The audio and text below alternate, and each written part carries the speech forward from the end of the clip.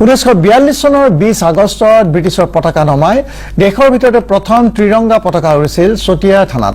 তাৰ এমাহৰ পিছত 20 ছেপ্টেম্বৰত গহপুৰ থানাত পতাকা উৰুৱাই শ্বহীদ হৈছিল কনকলতা আৰু মুকুন্দ কাকতি। বিনা ৰক্তপাতে অবিভক্ত দৰং জিলাৰ চতিয়া থানাত চতিয়াৰ হেজাৰ হেজাৰ মুক্তিকামী জনতা ওলাই আহি বগা চাহাবৰ ৰঙা চকুলৈ ভয় নকৰি থানা চৌহদত উৰি থকা ইউনিয়ন জেক সহায় ত্ৰিৰংগা পতাকা উৰুৱাই ইতিহাস ৰচনা কৰিছিল। এই ঐতিহাসিক 20 আগষ্টৰ দিনটো চতিয়াবাসীয়ে চতিয়া দিৱস হিচাপে পালন কৰি আহিছে। দিনজোৰা কাৰ্যসূচীৰে উদযাপন হ'ব চতিয়া দিৱস। এই দিৱস উপলক্ষে সবিশেষ জনাব আমাৰ সিনিয়ৰ ব্যুৰো চিফ হেমন্ত শইকীয়াই। হয় মনদীপ, মই বৰ্তমান উপস্থিত আছো অবিভক্ত দৰং জিলাৰ চতিয়া থানাৰ সন্মুখত আৰু শান্তনা দেখুৱাইছে ইয়াৰ পৰিৱেশ। কাৰণ আজি চতিয়াবাসীৰ বাবে এক গৌৰৱৰ দিন। কাৰণ 1942 চনৰ 20 আগষ্টৰ দিনা এইখন ঐতিহাসিক থানাতেই ভাৰতৰ ভিতৰত প্ৰথমবাৰৰ বাবে ত্ৰিৰংগা পতাকা উৰিছিল। ব্ৰিটিছৰ যি পতাকা, সেই পতাকাক সহায় চতিয়াৰ মুক্তিকামী জনগণে এই থানাৰ চৌহদতেই তেওঁলোকে ত্ৰিৰংগা পতাকা উৰুৱাবলৈ সক্ষম হৈছিল। আৰু সেই ঐতিহাসিক দিনটোক স্মৰণ কৰিয়েই প্ৰতি বছৰে 20 আগষ্টৰ দিনা চতিয়া থানাৰ চৌহদতে এই দিৱস পালন কৰা হয়, চতিয়া দিৱস পালন কৰা হয়। আৰু তাৰ পৰিৱেশ আপোনালোকক দেখুৱাইছোঁ। খন্তেক সময়ৰ পিছতে ইয়াৰ যি অনুষ্ঠান, সেই অনুষ্ঠান আৰম্ভ হ'ব আৰু দিনজোৰা কাৰ্যসূচীৰে চতিয়াবাসীয়ে এই চতিয়া দিৱস তেওঁলোকে পালন কৰিব। শান্তনে দেখুৱাই আছে এই চতিয়া থানাৰ পৰিৱেশ। আৰু খন্তেক সময়ৰ পিছতে চতিয়াৰ নদুৱা সমষ্টিৰ বিধায়ক পদ্ম হাজৰিকাই ইয়াতে পতাকা উত্তোলনেৰে আজিৰ কাৰ্যসূচী আৰম্ভ কৰিব। আৰু দেখা গৈছে যে চতিয়াবাসী ইয়াক লৈ যথেষ্ট উৎফুল্লিত হৈ আছে। কাৰণ এক ঐতিহাসিক দিন আজি আৰু যি ভাৰতৰ স্বাধীনতা সংগ্ৰাম, সেই ভাৰতৰ স্বাধীনতা সংগ্ৰামত চতিয়াবাসীৰ অৱদান সেয়া সকলোৱে জানে। আৰু বিশেষকৈ 1942 চনৰ 20 আগষ্টৰ দিনটো, সেই 20 আগষ্টৰ দিনটোত ভাৰতবৰ্ষৰ ভিতৰতে প্ৰথম পতাকা উত্তোলন হৈছিল চতিয়া থানাত। আৰু ইয়াক লৈ যথেষ্ট আচলতে চতিয়াবাসী ৰাইজে গৌৰৱ অনুভৱ কৰে। মই প্ৰথমতে উদয় শংকৰ শইকীয়াৰ ওচৰলৈ গৈছোঁ যে আজি এক ঐতিহাসিক দিন, এই দিনটোৰ বিষয়ে অলপ কওকচোন।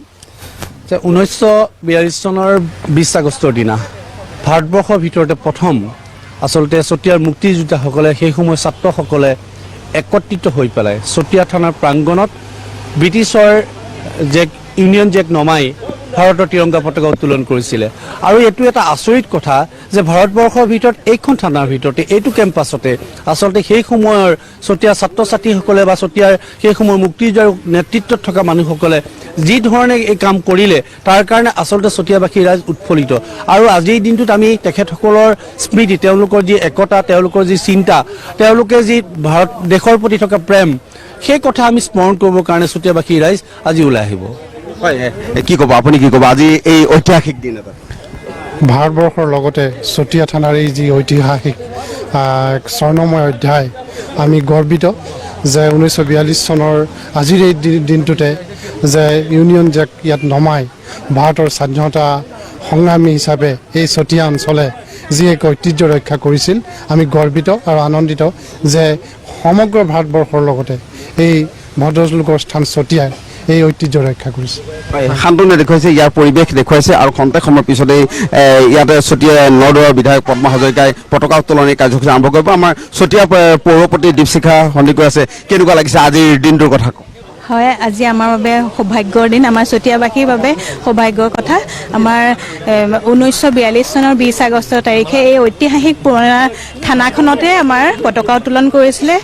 যিসকল মুক্তিযোদ্ধাই বিনা ৰক্তপানে আমাৰ পতাকা উত্তোলন কৰিছিলে। আমি আমাৰ চতিয়াবাসী হিচাপে আমি অত্যন্ত গৌৰৱ অনুভৱ কৰিছোঁ। আৰু আমি পৌৰসভাৰ আৰু ৰাইজৰ সহযোগত এই অনুষ্ঠানভাগ আজি এইবাৰ সৈতে 3 বছৰ হৈছে। আমি প্ৰতি বছৰে এনেকৈ পাতি যাম বুলি আমাৰ শ্ৰদ্ধাৰ বিধায়ক মহোদয়ৰ প্ৰচেষ্টাত আমি সকলো চতিয়াবাসী ৰাইজে সহায় সহযোগ কৰি পেলাই এই অনুষ্ঠানভাগ পাতি। আজি কি কাৰ্যসূচী হ'ব? আজি এতিয়া প্ৰথমে পতাকা উত্তোলন হ'ব, তাৰপিছত শ্বহীদ তৰ্পণ হ'ব, তাৰপিছত আকৌ আমাৰ আজিৰ দিনটোতে আমাৰ ফায়াৰ ব্ৰিগেডৰ খুঁটা পুতা হ'ব, নতুনকৈ কনষ্ট্ৰাকশ্যন আৰম্ভ হ'ব আৰু তাৰপিছতে আমাৰ মূল সভা কাৰ্যসূচী আৰম্ভ হ'ব। হয়, আৰু মাত্ৰ কেইটামান সময়ৰ পিছত মুহূৰ্তৰ পিছতেই ইয়াত নদুৱাৰৰ বিধায়ক পদ্ম হাজৰিকাই ইয়াত পতাকা উত্তোলনেৰে আজিৰ যি ঐতিহাসিক চতিয়া থানা চৌহদত এই চতিয়া দিৱসৰ কাৰ্যসূচী তেওঁলোকে পালন কৰিব আৰু দেখুৱাইছো এয়া ঐতিহাসিক চতিয়া থানাৰ দৃশ্য আৰু মাত্ৰ কেইটামান সময় তাৰ পিছত ধন্যবাদ জনাইছো হেমন্ত শইকীয়া।